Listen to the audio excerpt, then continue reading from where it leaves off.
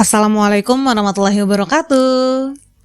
Hari ini kita akan membahas sebuah tragedi yang sempat menghebohkan jagat media di tahun 2022, di mana ada satu keluarga ditemukan sudah tidak bernyawa dengan kondisi yang sudah hampir mengering di dalam rumah mereka sendiri di kawasan Kalideres. Nah, udah mulai ada flashback ingatan belum nih dengar kata Kalideres? Nah, buat tahu kisah lengkapnya, yuk kita rangkum bareng isi Google.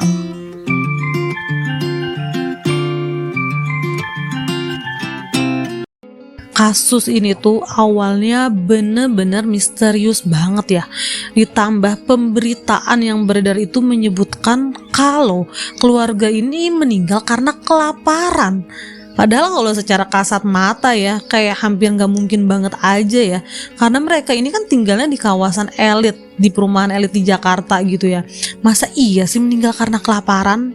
Sampai akhirnya banyak spekulasi dan juga konspirasi-konspirasi gitu ya, yang beredar di tengah masyarakat mengenai penyebab kematian satu keluarga ini. Sampai ada yang bilang kalau keluarga ini adalah pengikut salah satu sekte ya dari India yang memang sengaja melaparkan diri sampai dengan meninggal. Tapi ya, hasil penyelidikan akhir dari polisi ini membantah semua rumor yang beredar di masyarakat. Kita langsung masuk aja ya ke kronologi kisahnya.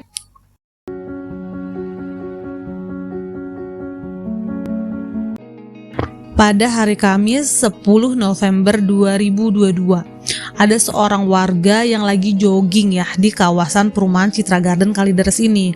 Dan dia tuh lewatlah di satu rumah dan dia tuh nyium bau busuk yang bener-bener menyengat banget. Nah, karena curiga, warga ini tuh langsung lah melapor ke ketua RT setempat. Nah, ketua RT ini bersama warga di hari itu juga ya, langsung lah mereka datanglah ke rumah tersebut yang ternyata adalah rumahnya Pak Budianto dan Ibu Irene Margareta ya. Sampai di depan rumahnya mereka langsung manggil lah ya, Pak Budianto gitu. Tapi nggak ada jawaban. Nah, karena semakin lama tetap nggak ada jawaban, mereka sepakat lah buat masuk ke dalam rumah tersebut. Masuk, digedor-gedor ya jendelanya, tetap nggak ada jawaban. Akhirnya jendelanya dibuka paksa lah. Nah, saat jendelanya dibuka, semua orang yang ada di situ tuh langsung terkaget-kaget. Ternyata ada sesosok mayat di ruang tengah ya yang mereka lihat itu.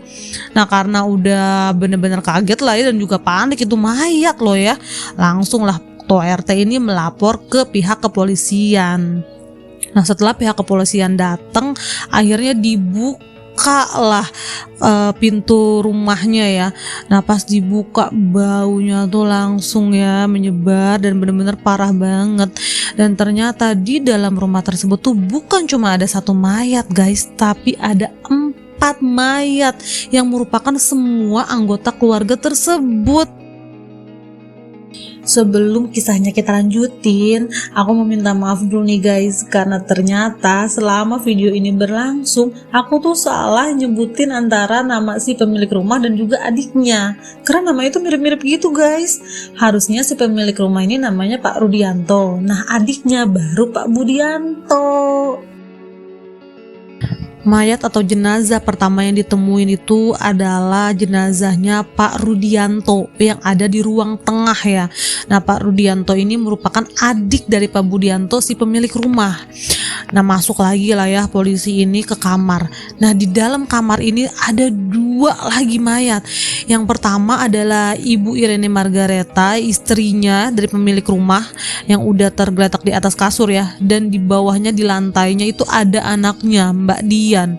Nah, masuk lagi ke kamar belakang, ditemukanlah mayatnya Pak Budianto. Dan yang bikin mengerikan gitu ya, geger satu Indonesia, mayat ini tuh ditemukannya dalam kondisi yang udah hampir mengering. Tuh kan kalau jenazah nih atau mayat apapun gitu ya, pertama kan membusuk. Nah, kalau membusuk itu didiemin dalam waktu yang lama, dia tuh bakal mengering. Nah, ini tuh udah kayak gitu, udah mengering. Berarti kan udah lumayan lama lah ya meninggalnya. Nah, dilakukanlah ya akhirnya otopsi pertama terhadap 4 jenazah tersebut.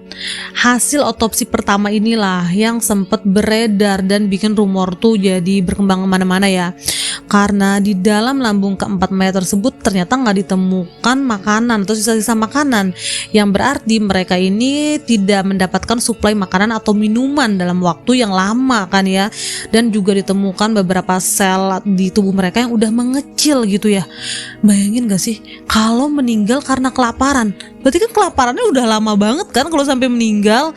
Gimana coba guys rasanya lapar yang lapar banget sampai akhirnya meninggal. Ya Allah, nggak kebayang banget itu. Kalau kalian bertanya nih ya, kok bisa satu keluarga meninggal dalam waktu yang kayaknya udah lama tapi kok nggak ada yang nyariin gitu? Ternyata ya keluarga ini tuh memang introvert yang level dewa gitu ya. Mereka tuh bener-bener tertutup banget sama kehidupan luar, apalagi kehidupan bertetangga.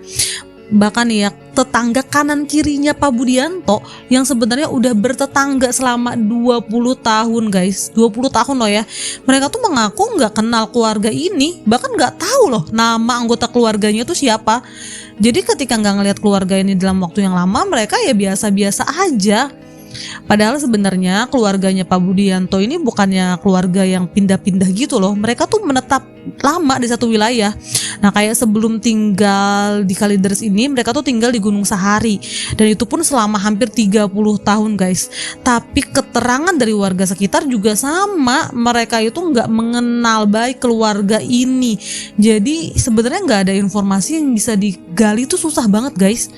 Bukan cuma sama tetangga, ternyata sama keluarga pun demikian. Adiknya Bu Irene ini ya, ketika ditanya oleh polisi mengaku kalau dia tuh udah lama banget nggak berkomunikasi dengan kakaknya. Kayaknya kata dia hampir 5 tahun yang lalu mungkin dia berkomunikasi terakhir kali dengan kakaknya. Satu keluarga ini juga udah nggak pernah merayakan Natal bareng sama keluarganya. Jadi kayak bener-bener buntu dan misterius banget penyebab kematiannya. Tapi di tengah kebuntuan ini polisi mulai mendapatkan setitik demi setitik cahaya menuju aslinya gitu kasus ini. Polisi mulailah ya mengecek les kontak dari keempat korban ini. Nah awalnya tuh memang nggak banyak sebenarnya yang bisa digali dari orang terakhir yang mereka hubungi karena memang sedikit banget. Nah tapi salah satunya nih ada seorang tukang jamu yang ternyata adalah langganannya keluarga ini. Nah sebenarnya dia orang lain, tapi entah kenapa salah satu dari anggota keluarga itu menghubungi tukang jamu tersebut. Dan kaget nggak guys, dia itu minjem uang dong ke tukang jamu tersebut sebesar berapa? 50 juta. Ya jelas nggak dikasih lah ya sama si tukang jamu tersebut. Ya karena dia juga nggak punya lah uang sebanyak itu. Nah yang kedua ini adalah salah seorang petugas koperasi simpan pinjam di daerah mereka. Nah jadi ternyata Pak Rudianto nih ya, adiknya Pak Budianto ini pernah akan menggadaikan rumah tersebut. Nah sampai akhirnya si petugas itu datanglah ke rumahnya Pak Budianto ini buat mengecek bener nggak mereka mau menggadaikan. Nah ketika datang petugas koperasinya ini minta bertemu dengan Ibu Irene Margaret karena dia adalah nama yang tertulis sebagai pemilik rumah tersebut ya. Nah karena yang menemui petugas koperasi itu adalah Pak Rudianto dan Mbak Dian. Kata Mbak Dian, oh mama saya ada di dalam kamar lagi tidur, kalau mau ketemu langsung di kamar aja gitu. Oh ya udah oke. Si petugas koperasinya masuk lah ya, dianterin sama Mbak Dian ke kamar mamanya. Nah kamarnya itu ternyata gelap banget. Nah terus Mbak Dian itu bilang, Pak lampunya jangan dinyalain ya, karena ibu saya ini sensitif banget sama cahaya. Ya udahlah ya, nurut aja tuh petugas koperasi. Duduk di samping Ibu Irene ini, dia panggil-panggil lah, Ibu Irene Margareta gitu ya. Dipanggil beberapa kali nggak ada jawaban. Akhirnya dia coba pegang tangannya gitu buat kayak ngebangunin. Nah pas dia pegang tangannya kaget lah dia. Kok tangannya tuh udah dingin dan lembek banget, udah kayak bukan tangan orang gitu. Akhirnya si petugas koperasi itu ngeberaniin diri lah. Dia ngambil handphone, dia nyalain flash. Pas dia lihat langsung dia kaget setengah mati ya. Itu udah bukan orang kalau menurut dia ya. Dia langsung teriak lah, itu bukan orang, itu mayat gitu ya. Pas dia itu langsung kabur ya keluar. Di depan tuh ketemu lagi sama Bu Irene sama Pak Rudianto itu kan. Langsung Mbak Dian itu marah, itu mama saya masih hidup, dia belum mati. Tadi pagi tuh saya masih kasih dia minum susu, bahkan saya masih sisirin rambut dia setiap pagi. Katanya Mbak Dian gitu. Si petugas koperasi ya tetap udah gemeteran lah ya. Pas dia mau keluar langsung Pak Rudianto itu bilang, kamu nggak boleh bilang siapa-siapa ya apa yang terjadi di sini. Gila, serem banget nggak guys? Ya, petugas koperasi langsung kabur lah, ya nggak mau dia balik lagi. Nah itu udah mulai keanehan yang nyata ya guys. Kontak terakhir yang dihubungi ya sebelum akhirnya keempat orang dari anggota keluarga ini benar-benar lost contact adalah petugas PLN. Nah Mbak Dian yang hubungin, dia itu bilang minta listrik di rumah mereka diputus, dimatiin. Lah aneh nggak tuh guys? Minta listrik di rumahnya diputus. Nah nggak tahu kenapa ya, tapi akhirnya petugas PLN itu memang benar-benar melakukan hal tersebut. Walaupun setelah Mbak Dian ini ngechat ya, dia balas lagi gitu ya sama petugas PLN, ternyata udah nggak aktif handphonenya itu.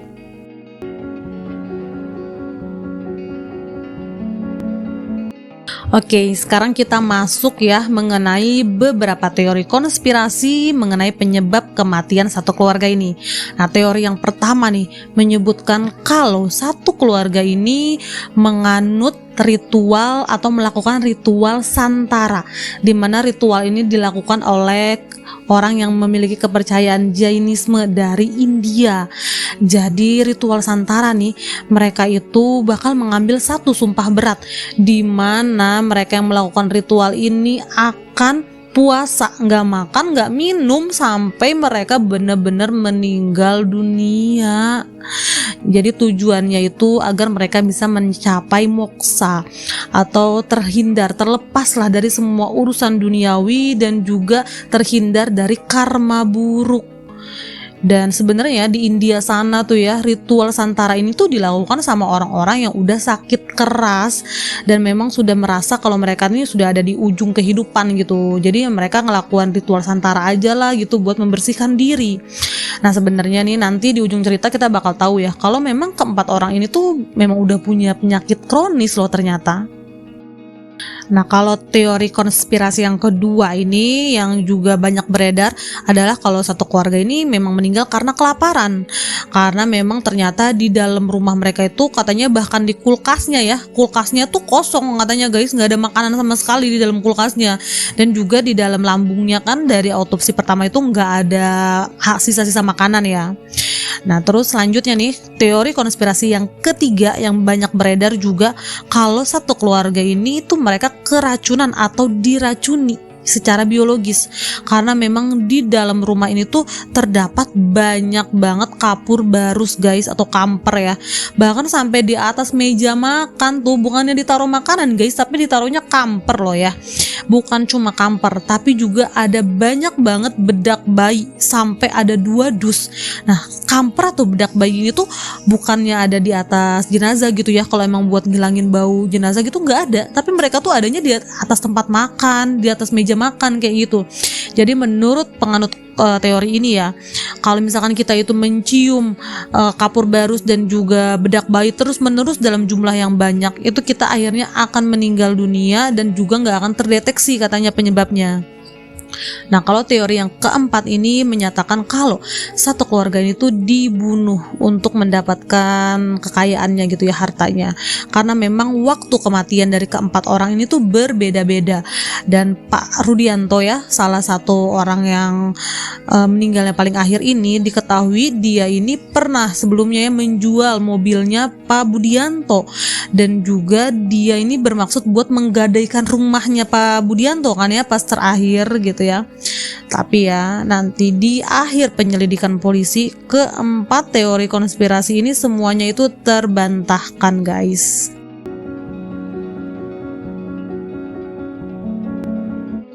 Jadi apa nih hasil akhir penyelidikan polisi? Nah pada tanggal 9 Desember 2022 polisi ini mengumumkan secara resmi hasil akhir penyelidikan mereka. Nah, teori yang pertama nih yang menyatakan kalau mereka itu sengaja melaparkan diri itu terbantahkan lah, karena ternyata di dekat mayat atau jenazahnya ini ditemukan sisa feses. Nah, dari sisa feses ini setelah diteliti ternyata ada karbohidrat dan juga mineral, yang berarti mereka ini ya 3 hari sebelum meninggal itu udah makan. Jadi nggak mungkin mereka santara gitu ya, yang nggak makan sama sekali. Dan teori yang kedua yang menyatakan kalau mereka ini beneran kelaparan juga terbantahkan, karena meskipun ya di kulkas atau di tempat penyimpanan mereka itu nggak ada makanan sama sekali, ternyata di dalam rumah itu ada gundukan sampah yang benar-benar menggunung guys, yang nggak dibuang keluar. Nah, dari sampah-sampah tersebut juga ditemukan bungkus-bungkus makanan dan juga struk-struk pembelian makanan secara online.